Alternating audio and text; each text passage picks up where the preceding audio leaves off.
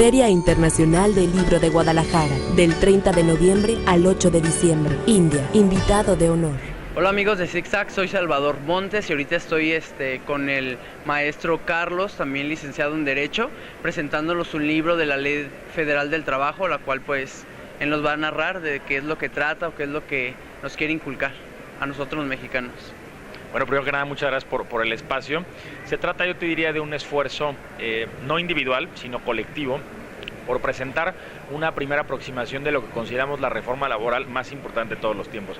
Ustedes sabrán que la materia laboral en México, a diferencia prácticamente de cualquier otra materia, no es una ley, no es una legislación que se reforme con la misma periodicidad. El derecho al trabajo, al ser un derecho social, ¿no?, y al implicar muchísimos temas más allá de lo jurídico, no presenta la misma dinámica que otras legislaciones. Entonces, solamente para que lo pongamos en perspectiva, en este siglo ya tuvimos la misma cantidad de reformas laborales que en todo el siglo pasado. Eso quiere decir que, pues por primera vez en la historia de México, y atribuible a muchísimos factores, yo te diría, no atribuible ni a un gobierno, ni a dos, ni a tres, o sea, son una cantidad de factores muy importantes que confluyen y que dan lugar a tener una reforma de muy alto calado, muy ambiciosa, y que nos va a implicar a los operadores jurídicos pues hacer un esfuerzo de muchísima importancia para ponernos al día en esto. Yo lo que te diría es, este es un esfuerzo conjunto de Tirant y del Ilustre y Nacional Colegio de Abogados de México para presentar lo que consideramos una primera salida, un saque, ¿no?,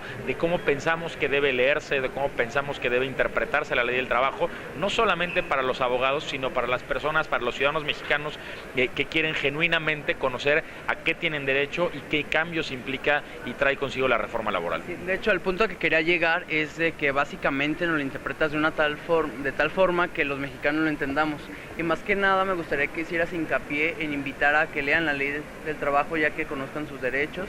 Entonces, no sé. Por supuesto, de repente existe la creencia de que las leyes son para los abogados o las abogadas, ¿no? Y la verdad es que no, las leyes están hechas pues para los ciudadanos, ¿no? Que a los abogados y abogadas nos toca interpretarlos no quiere decir que sean exclusivas para nosotros, ¿no? Al contrario, tú lo dijiste muy bien, lo que hicimos fue un esfuerzo por presentar, sí, una aproximación por supuesta jurídica hecha por abogados, pensamos también de la más alta calidad, pero que no sea exclusiva para abogados. Lo que estamos buscando es tener una aproximación que le permita al ciudadano de a pie, al que no es abogado, a la que no es abogada, entender a qué tiene derecho, pero no solamente los trabajadores. Creo que también en México hay muchísima gente que invierte legítimamente su dinero, y que en México ciertamente ser patrón no es un tema sencillo. En México ser patrón, los patrones en México tienen toda cantidad de obligaciones que la verdad, cuando uno lo compara, por ejemplo, con otra jurisdicción, pues no deja de ser atípico. En México pagamos, que digo, no quiero decir que esté mal, pero pagamos seguridad social, reparto de utilidades, aguinaldo, primas, tiempo extra, que la verdad son prestaciones, son grandes conquistas laborales, pero que de repente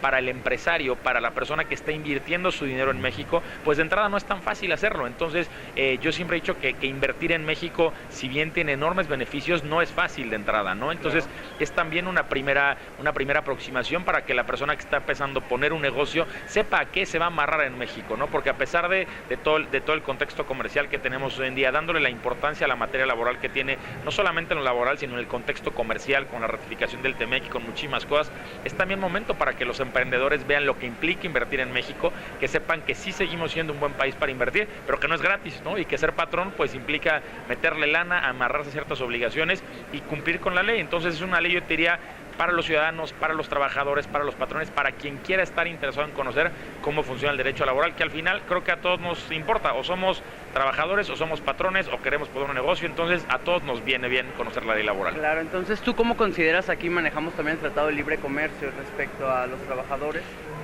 Por supuesto, yo te diría que la ley del trabajo, esta reforma sobre todo, no se entiende sin el contexto comercial. Esta es una reforma motivada en buena medida justamente por y hay que decirlo así, por las presiones comerciales del Tratado de Libre Comercio de este nuevo TEMEC, ¿no? Yo te diría, si no hubiera habido, si no existiera el TEMEC, o si no estuviera pendiente su ratificación, seguramente no tendríamos una reforma tan importante. De repente hay quien quiere atribuirle esta reforma a un partido político o a otro, a un gobierno o a otro, y lo cierto es que no se la debemos ni a un gobierno o a otro, se la debemos, hay que decirlo así, al gobierno norteamericano, a este y al pasado, ¿no? Sí, claro. Que en el afán de hacer, de tener mejores condiciones, digamos, para ellos, ¿no? O sea, para que pudieran competir con un país como nosotros que tristemente paga muy bajos salarios. Claro. A pesar de la carga prestacional que tenemos como patrones, pagamos muy malos salarios. Entonces, al final del día, esto vino producto de una queja de Estados Unidos que dijo, oigan, México se está aprovechando flagrantemente del TEMEC o del Tratado de Libre Comercio del Telecán de aquel entonces, sí. Pongamos nuevas reglas, y la primera nueva regla que queremos es que México tenga mejores salarios, es que México tenga un sistema de justicia eficiente, que existan sindicatos reales, que dejen de simular, porque esto se ha convertido el derecho al trabajo en una simulación permanente. Entonces, no deja de ser un poco kafkiano y medio pues triste hasta cierto punto que esta reforma se la atribuyamos pues a alguien que no es precisamente de este país, pero hay que entender que de repente los grandes cambios vienen producto no solamente de un tema tan concreto como puede ser el derecho al trabajo, sino de un contexto comercial del que México ha sido parte desde el 94 y antes, ¿no? Ajá. Y que hoy nos toca ponernos al día con nuestros socios comerciales, levantar la mano, decirles que podemos ser competitivos, que podemos respetar los derechos laborales y que podemos seguir siendo un país bueno para la inversión. Excelente. Algo también que me llama mucho la atención de hacerle ver a los patrones, leí un poco el artículo 3 en donde nos menciona que no a la discriminación, sí, claro. Respecto no a las capacidades, sino a las habilidades que tiene uno como, ya ves, como patrón, como empleado. Entonces eso me gustaría que marcaras un poquito. No, sin duda. Yo te diría que la discriminación en México en materia laboral ha sido un tema tristemente desatendido los últimos 50 años. A pesar de que en México tenemos enormes problemas de discriminación, en materia laboral nunca ha sido un tema fundamental. Yo te diría que aquí en México, digamos, el problema laboral por antonomasia es el despido injustificado. Y cuando volteas a ver, por ejemplo, a la jurisdicción norteamericana, el problema por antonomasia es la discriminación. O sea, en Estados Unidos, 9 de cada 10 demandas laborales son por discriminación, y aquí te diría 9 de cada 10 son por despido injustificado. ¿Qué te quiero decir con esto? Que nunca le hemos dado la importancia a la discriminación. Felizmente, a partir no solamente de esta reforma, sino de la reforma del 12, incluimos la noción de trabajo digno y decente, que es una noción de la OIT. La OIT, que es este brazo de la ONU, ¿no? Que se dedica a velar por los derechos laborales, por el cumplimiento de los más elementales derechos laborales.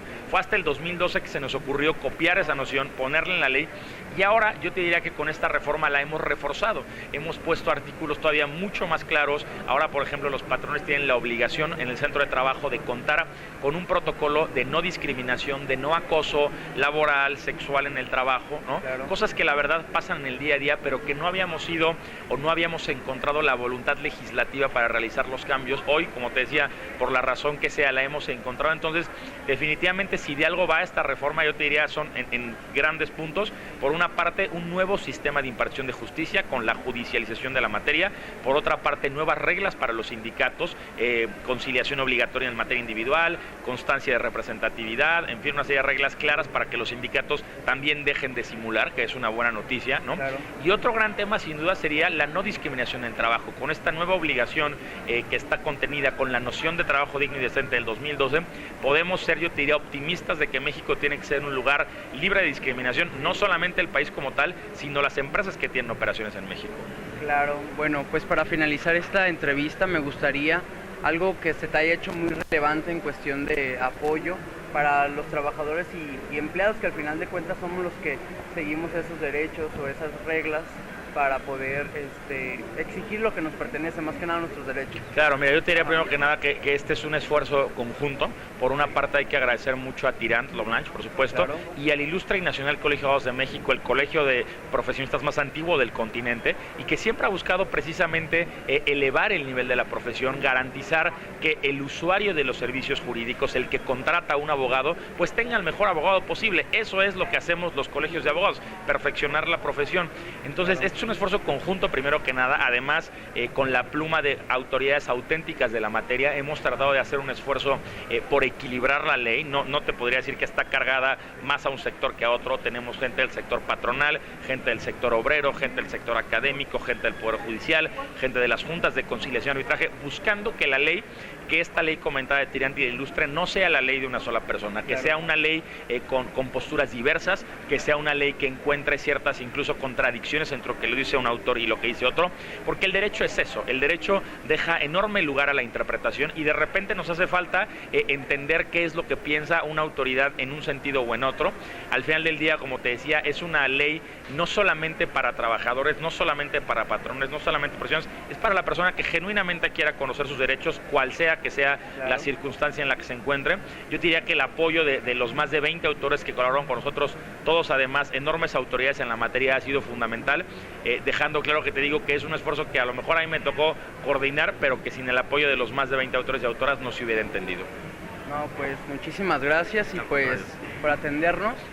Y pues él es el maestro, síganlo, me gustaría que nos regalara sus redes sociales, dónde podemos encontrar este libro. Claro, bueno, pues el libro está de entrada ya por supuesto como buen siglo XXI en Amazon, en cualquier plataforma digital, yo diría que ya en casi cualquier librería del país lo encuentran. En redes sociales estoy también muy activo como Carlos Ferrán en Twitter, en Instagram, en Facebook y demás, con mucho gusto de platicar los temas y de conocer sus opiniones, por supuesto. Bueno, pues muchísimas gracias y transmitió Salvador Montes para Sixa TV.